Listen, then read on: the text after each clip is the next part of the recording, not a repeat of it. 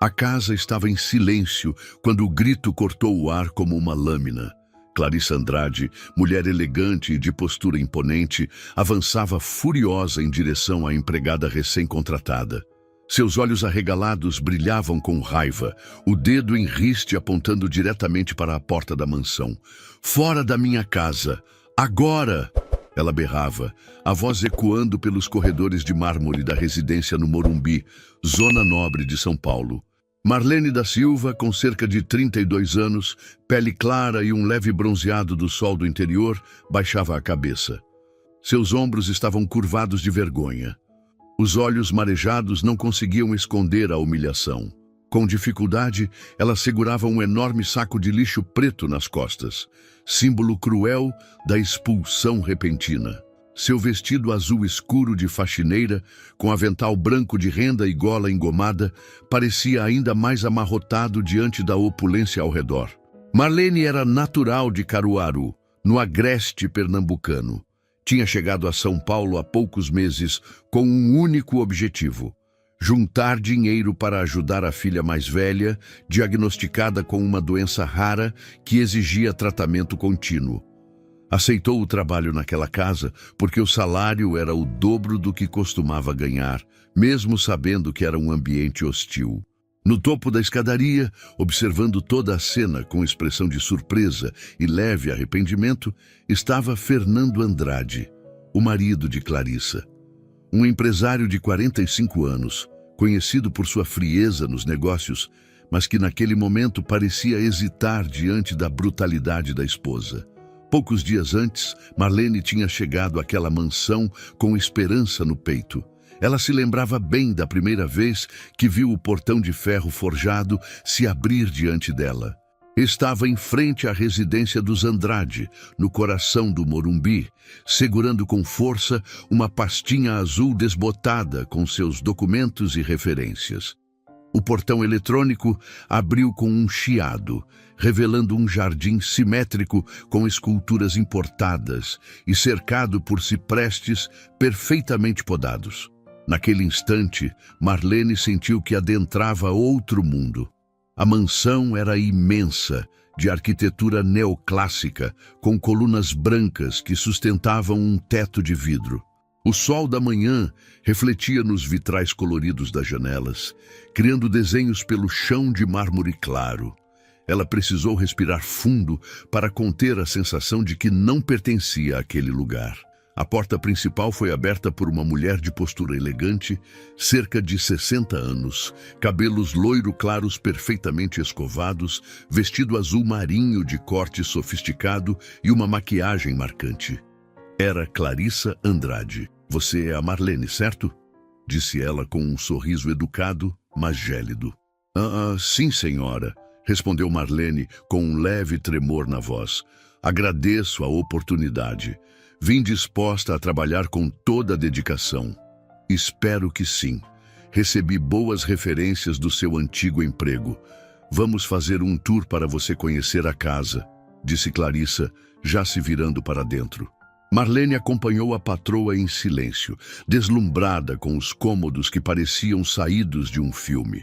O salão principal tinha lustres de cristal, cortinas de veludo e móveis de época impecavelmente conservados. A biblioteca ostentava estantes de madeira escura até o teto, cheias de livros antigos, encadernados em couro.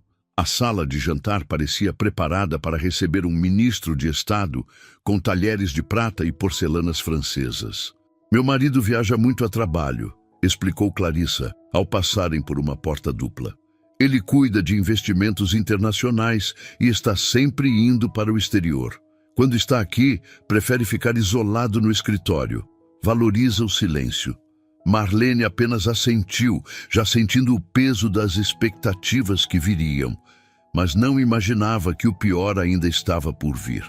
Marlene percebeu algo curioso no tom de voz de Clarissa Andrade quando ela mencionou o marido. Havia uma hesitação sutil. Não era apenas cansaço ou formalidade. Era como se ela se sentisse desconfortável ao falar de Fernando. A frase veio travada, como se carregasse uma dor antiga que não podia ser dita em voz alta. e aquilo ficou martelando na cabeça de Marlene. Foi alguns dias depois que ela notou o primeiro sinal concreto de que algo ali não ia bem. Enquanto limpava a mesa de centro da sala principal, cercada por almofadas bordadas e livros de capa dura, Marlene reparou em um exemplar particularmente fora do lugar. Era um livro de capa preta com letras douradas. Psicologia da manipulação emocional. Tinha várias páginas dobradas, trechos sublinhados com caneta marca-texto e uma quantidade incomum de anotações à margem. Ao lado do livro repousava um cartão de visita discreto, mas revelador. Dr.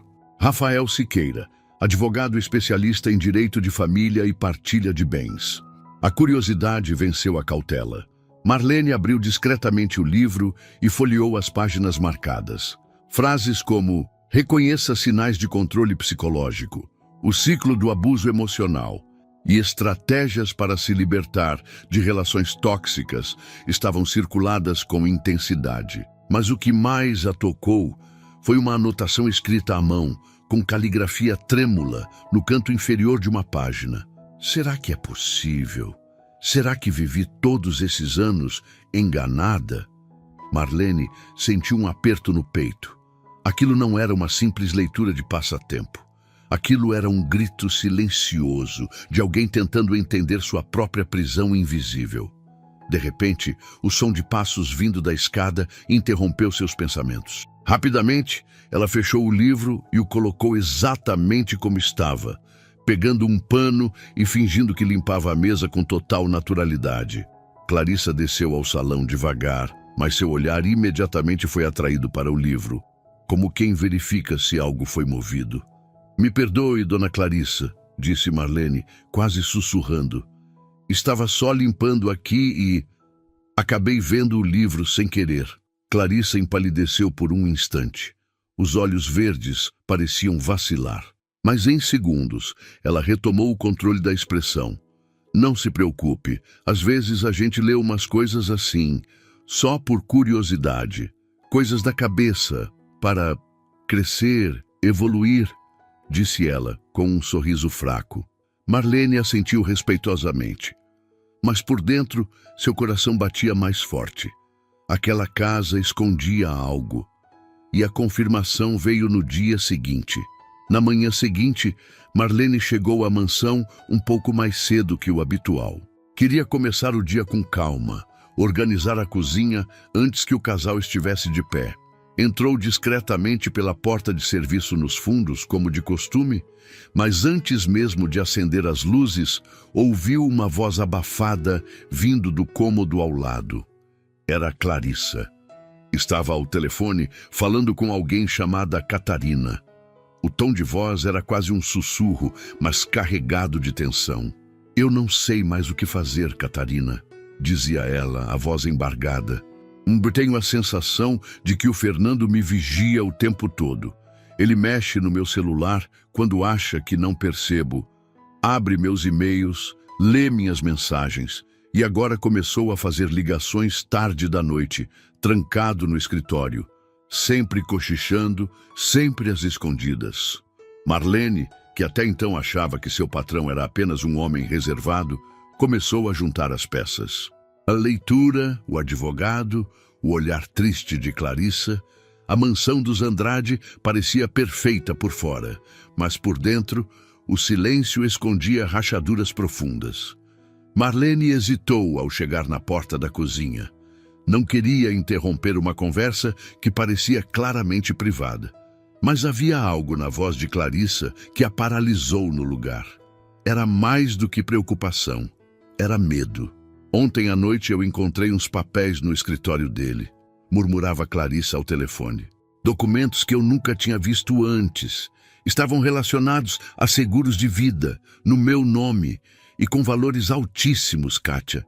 E o mais estranho, eu não me lembro de ter assinado nada disso. O coração de Marlene disparou.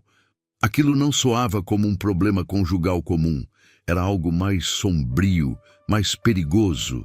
De repente, ouviu-se o som inconfundível de uma chave girando na porta principal da casa. O trinco se moveu com firmeza, como se o dono estivesse de volta. "Preciso desligar, Kátia", sussurrou Clarissa em pânico. "O Fernando chegou. Ele não pode saber que eu tô falando disso com você." Marlene reagiu rápido. Começou a organizar os utensílios da pia, como se já estivesse ali há muito tempo, limpando. Fingiu normalidade mesmo com os dedos trêmulos. Poucos minutos depois, o som dos sapatos de couro ecoou pelos corredores de mármore até a cozinha. Fernando Andrade entrou com passos firmes e um leve cheiro de colônia cara. Vestia um terno sob medida de corte europeu e usava um relógio importado que brilhava discretamente em seu pulso. Era um homem de aparência impressionante, alto, de ombros largos, cabelo castanho escuro começando a ficar grisalho nas têmporas e olhos azuis intensos que pareciam fitar diretamente a alma de quem os encarava. "Então esta deve ser a nova funcionária", disse ele, com um sorriso forçado que parou no meio do rosto. "Fernando Andrade, muito prazer." "Marlene da Silva." "O prazer é meu, senhor", respondeu ela com educação, tentando esconder o nervosismo. "Espero que minha esposa tenha explicado bem quais são suas funções. Aqui nesta casa, a gente valoriza duas coisas: organização e discrição", disse ele, dando ênfase inquietante à última palavra. A forma como ele a encarou fez Marlene estremecer por dentro. Durante o restante do dia, Marlene passou a observar com mais atenção a dinâmica do casal. E o que viu a deixou ainda mais desconfortável. Fernando parecia monitorar tudo o que Clarissa fazia. Checava com quem ela falava ao telefone, perguntava sobre mensagens recebidas, fazia comentários passivo-agressivos, até sobre o que ela comia no café da manhã. Clarissa não revidava. Apenas suspirava, abaixava os olhos e mudava de assunto. Um tipo de submissão dolorosa de se assistir. Mais tarde, enquanto organizava a suíte principal, Marlene notou outro detalhe inquietante. No criado mudo ao lado da cama de Clarissa, havia uma caixa de comprimidos para dormir. A data da prescrição era de 2 meses atrás, mas a cartela estava praticamente intacta, como se ela fingisse tomar os remédios, ou como se tivesse medo de tomá-los. Ao lado da caixa, um livro grosso com um marcador preso em um capítulo sobre testamentos e seguros de vida. O título era direto: Direitos Sucessórios no Brasil Contemporâneo. Movida por um pressentimento, Marlene abriu o armário embutido do quarto, aquele que Clarissa raramente pedia para limpar. No fundo, atrás de algumas caixas com roupas de inverno, encontrou uma pasta bege escondida com cuidado. Ela hesitou. Sabia que invadir aquilo seria errado, mas havia algo em seu coração que gritava por justiça. Então abriu. Lá dentro, cópias de documentos bancários, extratos e várias apólices de seguro de vida em nome de Clarissa Andrade. Todas com valores altíssimos. Uma delas, em especial, somava mais de 3 milhões de reais. Mas o que mais a chocou foi outra coisa. As assinaturas nos formulários pareciam erradas.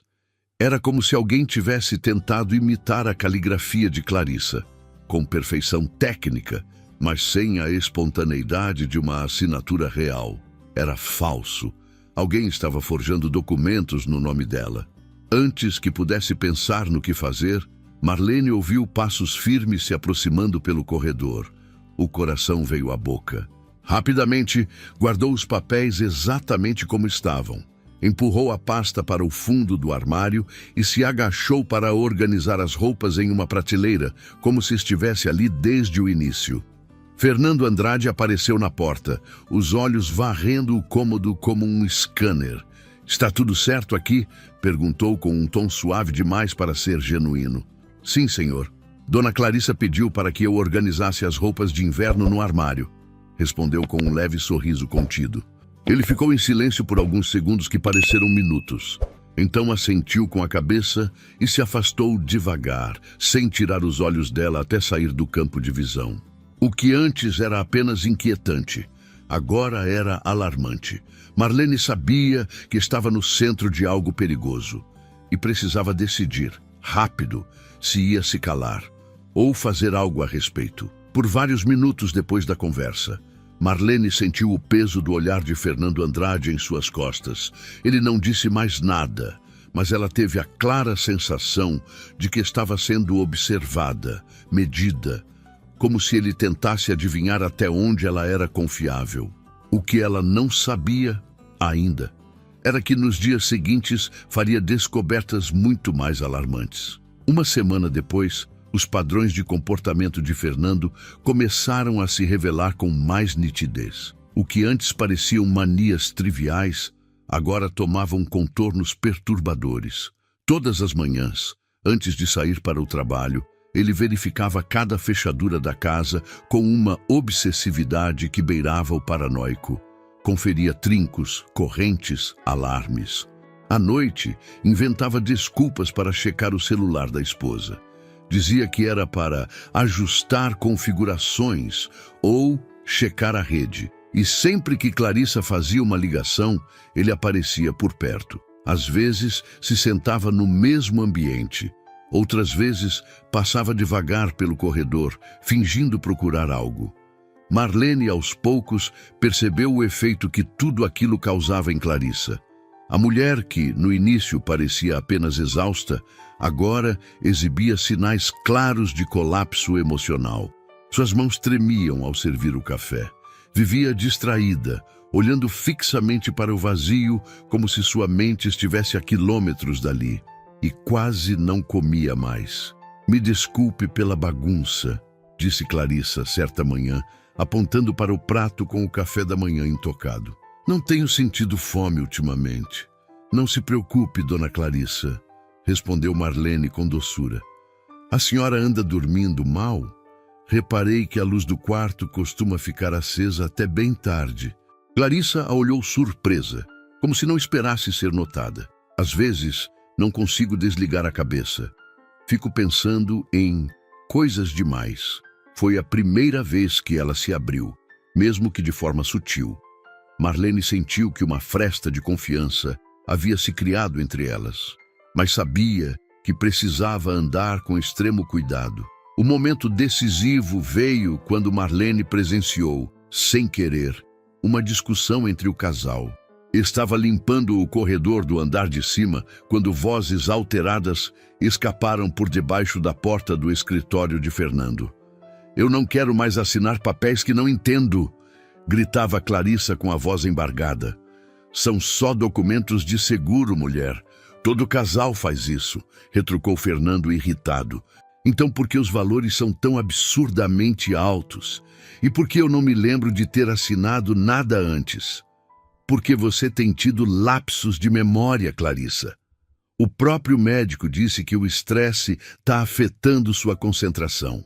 Marlene ficou paralisada. O que ela ouvia era claro. Fernando estava tentando manipular a esposa, convencê-la de que estava esquecendo coisas, enquanto ele próprio parecia falsificar documentos em seu nome. A discussão cessou abruptamente. E então veio o som abafado de choro. Marlene terminou rapidamente a limpeza e desceu as escadas em silêncio, mas as palavras daquela briga ecoaram dentro dela pelo resto do dia. Mais tarde, naquela mesma noite, Fernando saiu para uma reunião de negócios. A casa finalmente ficou em silêncio. Na cozinha, Clarissa apareceu com os olhos inchados, mas com um semblante diferente. Havia algo em sua postura, como se tivesse tomado uma decisão importante. "Marlene", disse ela em voz baixa, "eu posso confiar em você?" Marlene largou o pano de prato e olhou diretamente nos olhos da patroa. "Claro que sim, dona Clarissa. Se a senhora precisar de mim para qualquer coisa, tô aqui." Clarissa respirou fundo, como se estivesse reunindo coragem para dizer algo difícil. "Acho que meu marido está tramando contra mim. Não sei exatamente o que, mas sinto que estou correndo perigo." O coração de Marlene disparou. Aquilo não era mais apenas um pressentimento, era um pedido de socorro. "Por que a senhora acha isso?" Perguntou com cuidado. Esses documentos, o controle constante... E agora ele começou a me perguntar coisas estranhas, como a que horas exatamente eu costumo dormir, se apago as luzes sempre na mesma ordem. Marlene ficou em silêncio, absorvendo tudo, e sabia que precisava fazer algo. No dia seguinte, decidiu que observaria Fernando com o máximo de atenção. Durante o café da manhã, enquanto fingia arrumar a mesa, ela notou um gesto sutil que jamais teria percebido antes. Assim que Clarissa se levantou para buscar café, Fernando mudou a posição do celular dela em cima da mesa, como se estivesse marcando onde ele estava, testando se ela mexia no aparelho. À tarde, quando o patrão saiu para uma reunião externa, Marlene tomou uma decisão arriscada. Resolveu procurar discretamente por possíveis câmeras escondidas ou dispositivos de escuta. Não encontrou nada óbvio, mas reparou em algo inquietante. Certos objetos decorativos estavam estrategicamente posicionados para ter visão direta de áreas-chave da casa, como a sala, o hall principal e até a cozinha. Era como se o ambiente estivesse montado para vigiar e não apenas decorar. E ali, sozinha naquela sala silenciosa, Marlene teve certeza. Alguém naquela casa estava sendo vigiado. E a qualquer momento, algo grave poderia acontecer. Durante a faxina no escritório de Fernando Andrade, Marlene encontrou algo que fez o sangue gelar em suas veias. Sobre a mesa, parcialmente encoberto por uma pasta de couro, estava um caderno de capa preta. Ela nunca o havia visto antes. Curiosa, puxou-o com cuidado, e o que viu lhe provocou um calafrio. Cada página continha listas de datas e horários escritos com caligrafia impecável. Ao lado de cada data, anotações detalhadas como: C. Desceu às 22h15. C. Tomou chá às 21h30. C.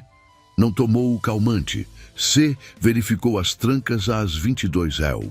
Marlene entendeu, horrorizada, que aquele homem mantinha um diário minucioso dos hábitos da própria esposa. Como se estivesse estudando seus movimentos, como se ela fosse um objeto de vigilância, não uma companheira. Virando as páginas com mãos trêmulas, ela encontrou algo ainda mais grave. Apólice 1, 2,5 milhões de assinada. Apólice 2, 3 milhões, assinatura prevista para a próxima semana. E por fim, plano de execução, 15 de novembro, tudo precisa parecer natural. 15 de novembro. Daqui a 2 semanas. Marlene sentiu o estômago revirar. Seja lá o que Fernando estivesse tramando, seria em breve, e seria definitivo. Ela sacou rapidamente o celular do bolso do avental, abriu a câmera e começou a fotografar as páginas mais comprometedoras. O coração batia acelerado, a respiração curta. Precisava registrar tudo antes que fosse tarde. Ao ouvir o som de um carro entrando na garagem, agiu no reflexo, devolveu o caderno ao lugar exato onde o encontrara e pegou a flanela de limpeza, como se nada tivesse acontecido. Minutos depois, Fernando entrou no escritório. Seus olhos foram direto à mesa. Verificou discretamente a posição do caderno, como quem memoriza detalhes. "Está tudo em ordem, Marlene?" Perguntou com um tom neutro, mas olhar afiado. "Sim, senhor.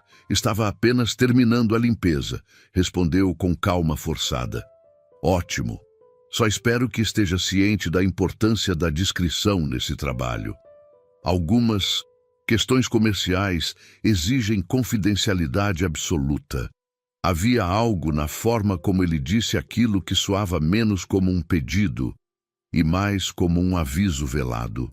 Naquela noite, Fernando saiu para sua caminhada noturna, um hábito antigo, sempre no mesmo horário, sempre sozinho.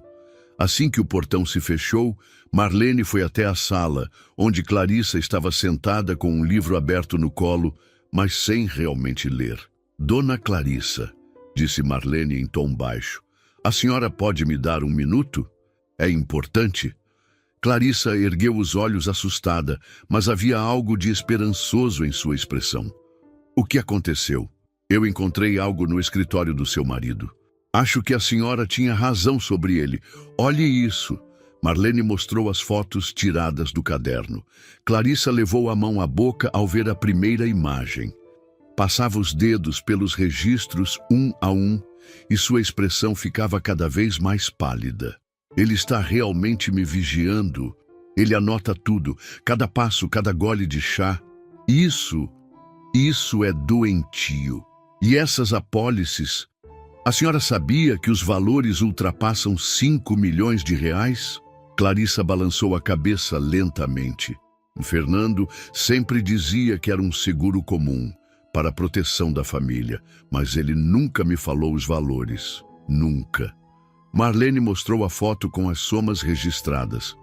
Clarissa ficou em silêncio.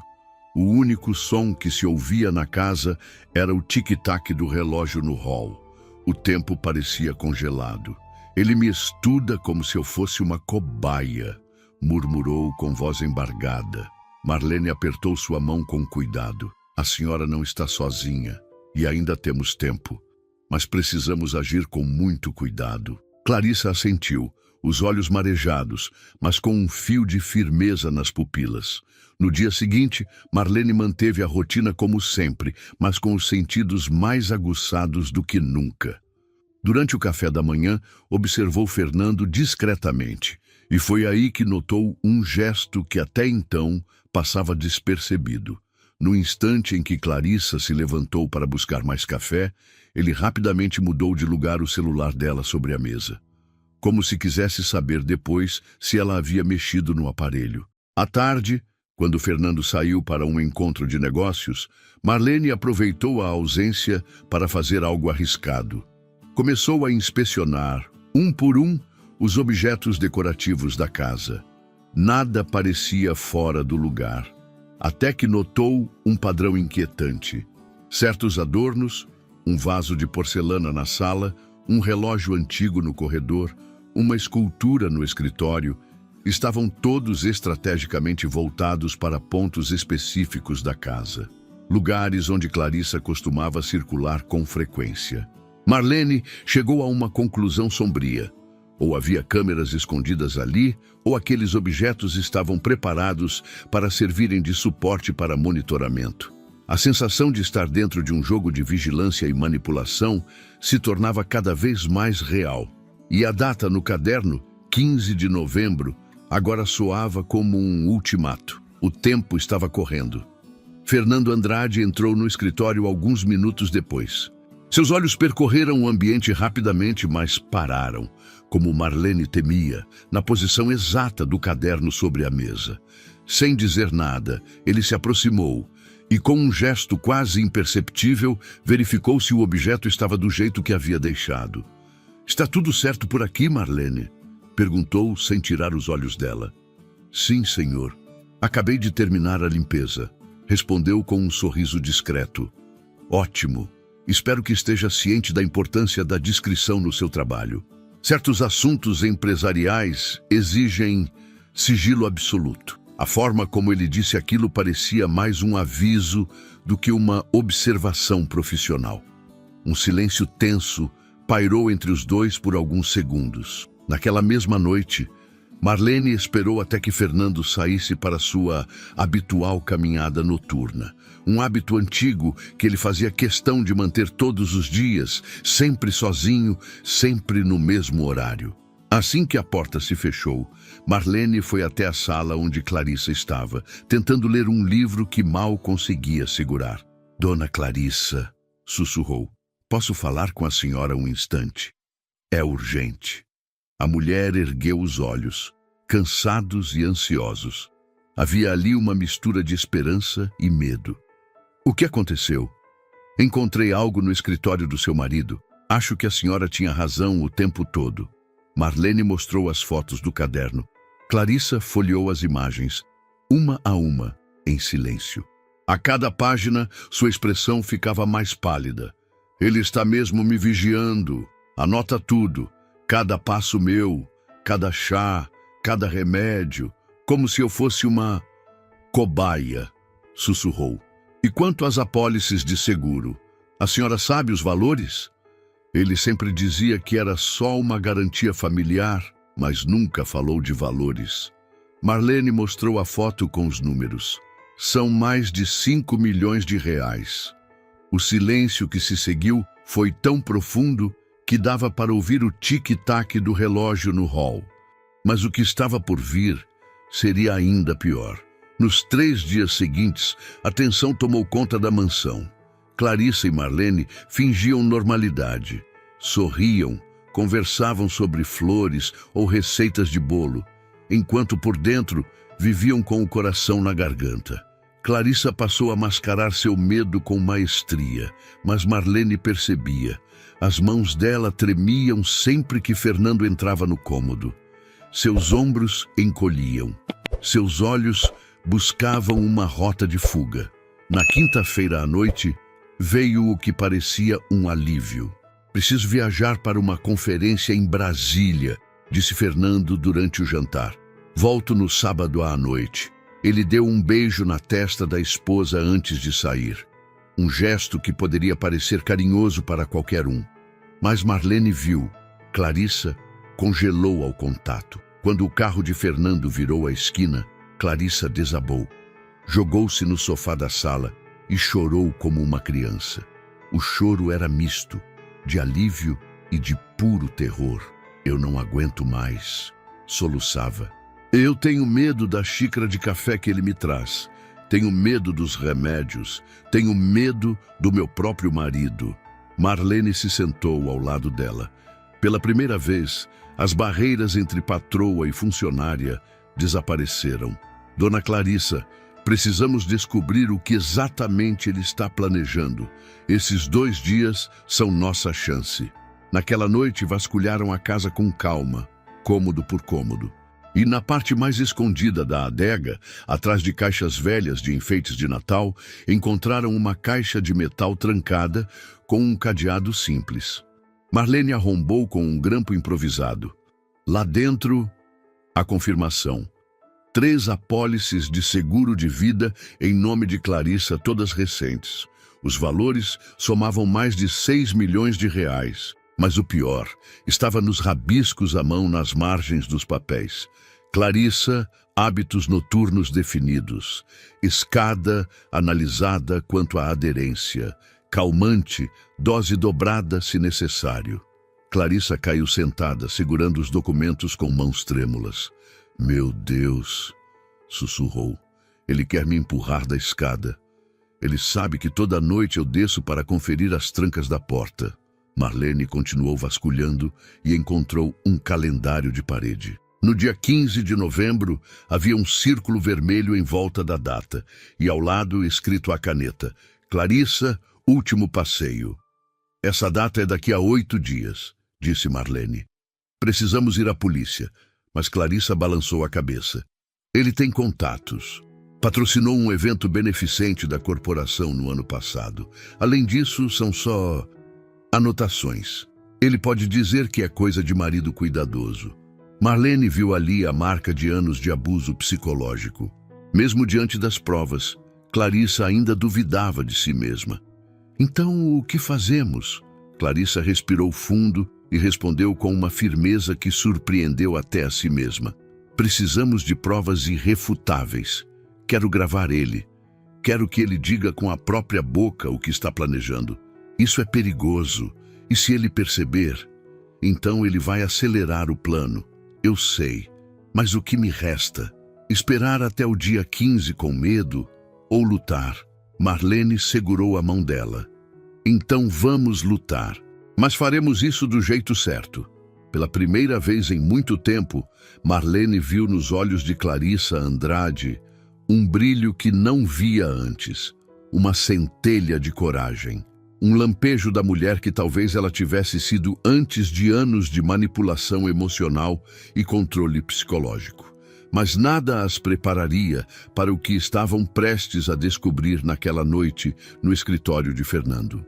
Na sexta-feira à noite, quando Fernando estava prestes a voltar de sua viagem a Brasília, Marlene e Clarissa se prepararam para o que sabiam ser a noite mais decisiva de suas vidas. Elas esconderam um pequeno gravador digital dentro de um vaso decorativo sobre a cômoda da sala.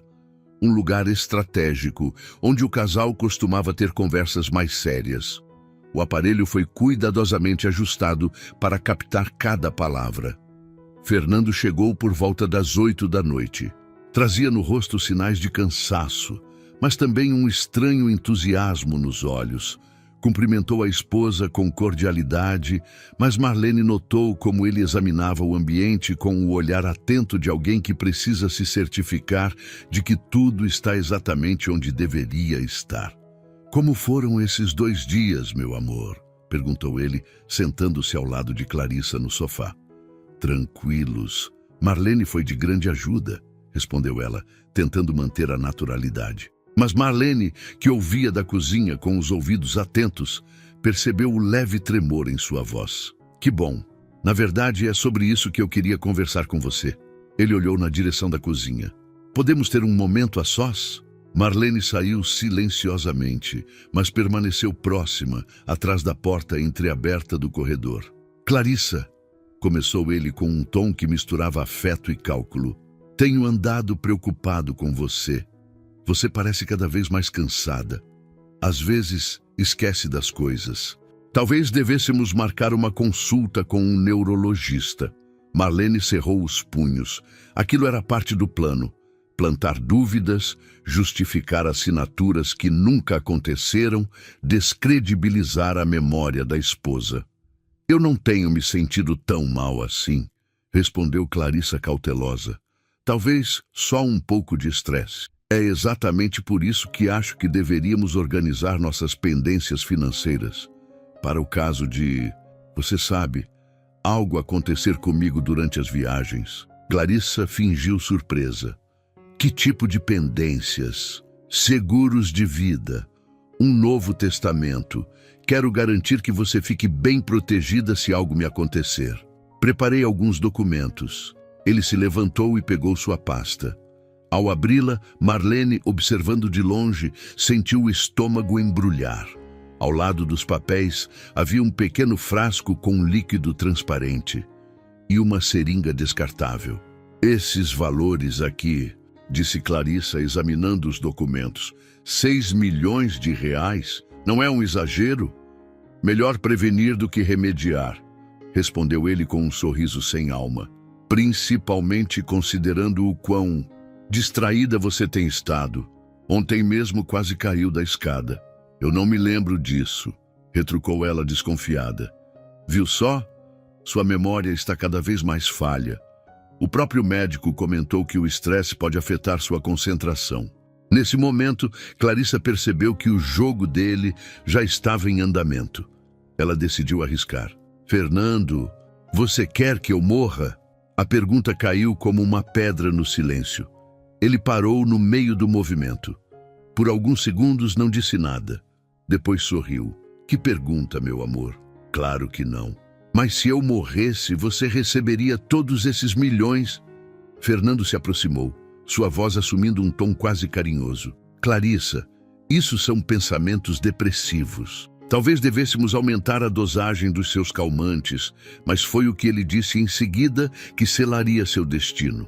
"Sabe, Clarissa", disse ele, servindo-se de uísque, "talvez seja a hora de sermos sinceros. Depois de tantos anos de casamento." Clarissa sentiu o coração acelerar.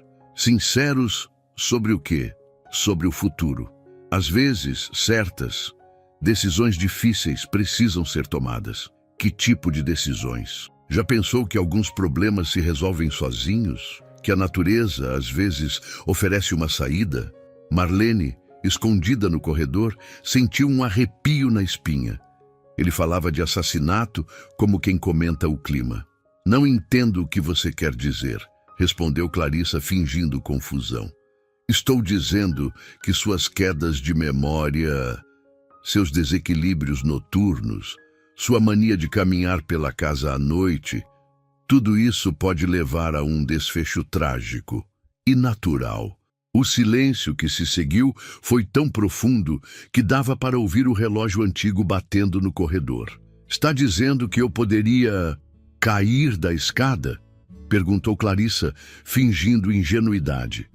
Eu não disse isso, respondeu ele com um sorriso gélido. Só observo padrões. E quando alguém começa a fazer perguntas demais, às vezes as coisas simplesmente acontecem. Foi a primeira ameaça clara e, ao mesmo tempo, cuidadosamente ambígua. Clarissa decidiu ir além. Fernando, se eu morresse num acidente, você sentiria minha falta? Claro, mas confesso que o seguro ajudaria a amenizar o luto. 6 milhões não é pouca coisa. É muito dinheiro. É, dinheiro suficiente para valer a pena. Esperar o momento certo. Marlene apertou o pano de prato com tanta força que os dedos ficaram dormentes. Aquilo era praticamente uma confissão. Mas Fernando não havia terminado. Esses seus passeios noturnos para verificar as trancas é um hábito perigoso, principalmente com esses seus chinelinhos de seda. Aquela escada é traiçoeira. Talvez eu devesse trocar de calçado, disse Clarissa, com a voz firme. A gravação havia captado tudo. E naquele instante, sem saber, Fernando Andrade havia selado o próprio destino. Ou talvez você devesse ser mais cuidadosa no geral, disse Fernando Andrade com um sorrisinho venenoso. Porque, veja bem, se algo te acontecesse, digamos, no dia 15 de novembro, durante seu costumeiro passeio noturno para verificar as trancas, seria uma tragédia, mas uma tragédia perfeitamente natural. Clarissa sentiu todos os pelos da nuca se arrepiarem. Ele tinha dito a data, exatamente aquela data. Por que 15 de novembro? Perguntou ela, tentando soar indiferente. Fernando curvou os lábios em um sorriso gélido, como se estivesse saboreando cada palavra. Porque nesse dia eu vou ter um álibi perfeito. Estarei em uma reunião com o Dr. Barros até tarde. E quando eu voltar, por volta das 11 da noite, vou encontrar você caída no pé da escada. Marlene, ouvindo tudo do corredor, sentiu um calafrio percorrer sua espinha. Ele não estava apenas insinuando. Ele havia planejado tudo. Mas o que ele disse a seguir foi ainda mais cruel. E vou ser um viúvo muito convincente, completou Fernando com um sorriso sádico. Todos vão sentir pena do pobre marido que perdeu a esposa num acidente doméstico tão trágico. Talvez eu até chore no enterro. Clarissa se levantou num rompante. A máscara de autocontrole que vinha tentando manter desabou por completo. Você realmente está planejando me matar? Fernando também se levantou, mas seus movimentos eram frios, calculados. Clarissa, que drama! Eu apenas observo como os acidentes acontecem, principalmente com quem insiste em fazer perguntas que não deveria.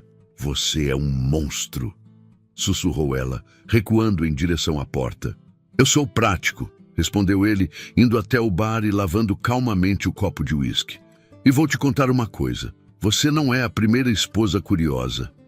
Clarissa empalideceu. Maria, minha primeira mulher, adorava trilhas. Até o dia em que resolveu subir sozinha o mirante de Campos do Jordão. Uma pena que o penhasco não perdoa erros de julgamento. Marlene levou a mão à boca. Ele estava confessando 2 assassinatos. Já a Joana, minha segunda esposa, era mais doméstica. Amava cogumelos, pena que confundiu os comestíveis com os venenosos. Clarissa mal conseguia se manter de pé. Você matou 2 mulheres? Eu não matei ninguém, disse ele com cinismo. Só não as impedi quando precisaram de ajuda. Existe uma diferença legal nisso. A promotoria reconhece. Foi nesse momento que os olhos de Fernando se fixaram em algo no vaso da cômoda. A luzinha vermelha piscando. Sua expressão mudou instantaneamente. A arrogância deu lugar a uma fúria gelada. O que é isso? Clarissa tentou manter a compostura. Não sei do que está falando. Fernando avançou, arrancou o dispositivo do vaso e o examinou. Você está me gravando, sua desgraçada. Fernando, calma. Calma! Gritou, perdendo completamente o controle. Há quanto tempo você me grava? Quem mais sabe disso? Ele olhou em direção à cozinha. Cadê a empregada? Marlene soube que o momento havia chegado. Saiu do esconderijo, já com o celular na mão, discando o número de emergência. Você, polícia? Aqui é Marlene da Silva. Estou na residência Andrade, Rua Copacabana, número 423. Um homem está ameaçando a esposa de morte e confessou o assassinato de 2 ex-esposas.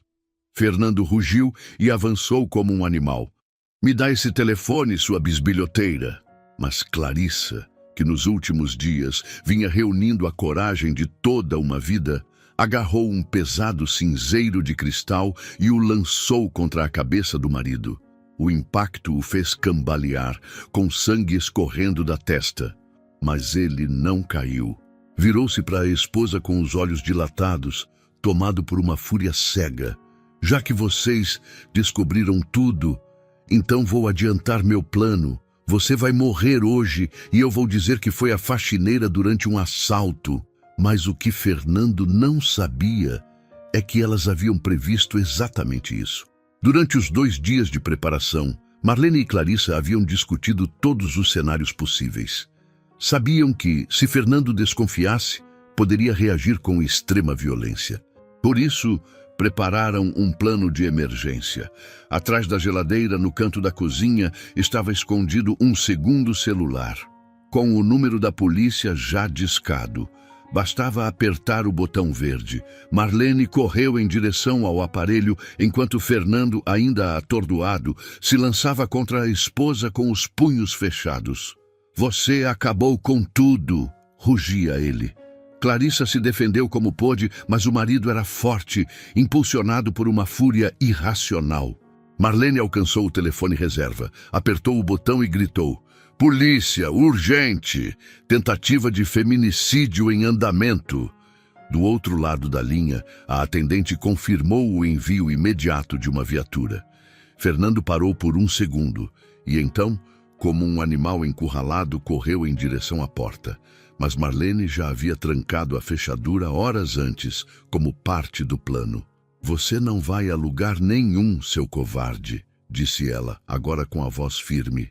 Sirene ao longe, ele estava cercado. O que começou como um plano silencioso para eliminar uma esposa vulnerável, terminaria com a queda de um assassino em série.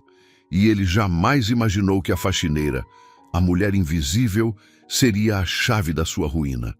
Polícia, aqui é Marlene da Silva de novo, gritava no celular. Um homem está agredindo a esposa, precisamos de ajuda agora.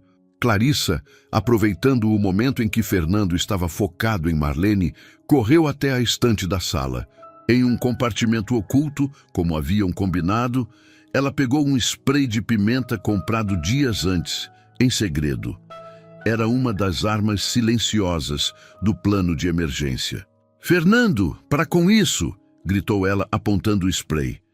Ele se virou com o rosto tomado pela fúria. Você acha que esse brinquedinho vai me deter? Eu já matei 2 mulheres com as próprias mãos. Essa frase foi captada em alto e bom som pelo segundo celular escondido, que seguia gravando tudo. Pode não te parar, disse Clarissa, agora com um tom firme, mas vai me dar tempo para isso. Ela pressionou o botão do spray, atingindo os olhos de Fernando. Ele gritou e recuou, cambaleando pelo ambiente. Mas Clarissa não parou por aí. Deu alguns passos até a outra estante e puxou o terceiro elemento do plano, um sinalizador de emergência, que Marlene havia encontrado no fundo do armário da garagem. Fernando, completamente desorientado, tropeçava e xingava. Eu vou matar vocês! Primeiro você, Clarissa, depois essa faxineira desgraçada.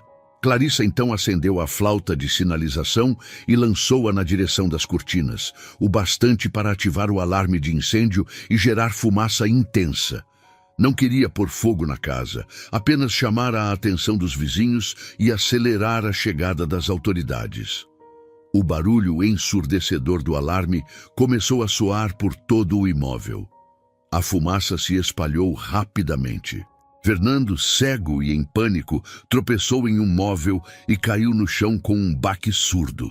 Marlene correu e ajudou Clarissa a sair da casa. As duas ficaram lado a lado no pátio, ofegantes, mãos trêmulas entrelaçadas.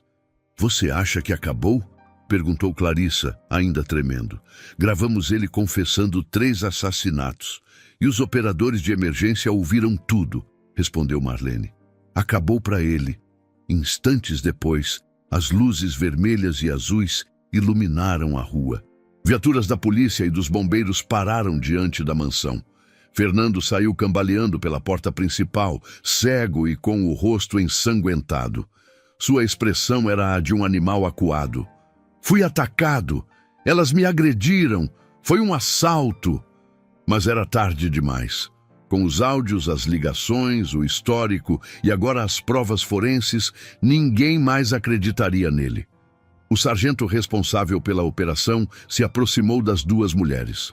"Vocês duas são heroínas. Isso que fizeram, nem todo policial treinado conseguiria.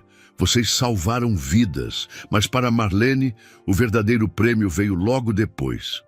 Se não fosse por você", disse Clarissa segurando sua mão, "amanhã eu estaria morta. Você salvou minha vida, sim, mas também me devolveu algo que eu achava perdido: minha força." 3 meses depois, o julgamento de Fernando Andrade se tornou um evento nacional. A imprensa o apelidou de "o Barba Azul Brasileiro", e todos os olhos estavam voltados para o Tribunal de Justiça de São Paulo. A sala do júri estava lotada. Clarissa e Marlene se sentaram lado a lado. O que antes era apenas uma relação de patroa e funcionária, agora era uma irmandade inquebrável. Clarissa havia iniciado terapia. Começava a reconstruir a autoestima que o marido destruiu ao longo de 2 décadas. "O réu se declara culpado das acusações?" perguntou o juiz.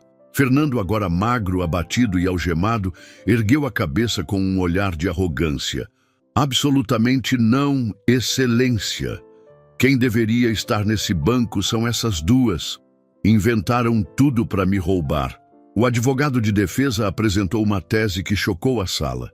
Dizia que Clarissa e Marlene haviam conspirado para incriminá-lo, que os áudios foram forjados e que tudo era parte de um plano para tomar os bens de Fernando. Mas a promotoria tinha cartas na manga. Além dos áudios, da confissão e das ligações gravadas, a investigação revelou fatos ainda mais sombrios: a exumação dos corpos das ex-esposas de Fernando. As perícias comprovaram que ambas morreram intoxicadas com substâncias altamente letais, impossíveis de serem adquiridas casualmente: tetrodotoxina e muscarina, venenos raros extraídos de peixes e cogumelos. O golpe final veio de um homem inesperado: André Barros, antigo sócio de Fernando. Um dia ele me disse: "Mulher é como investimento. Quando para de render, a gente liquida." Achei que era brincadeira. Hoje vejo que não era. Mas foi o depoimento de Clarissa que silenciou a sala. "Por 20 anos, eu fui prisioneira em uma gaiola dourada", declarou ela diante do júri.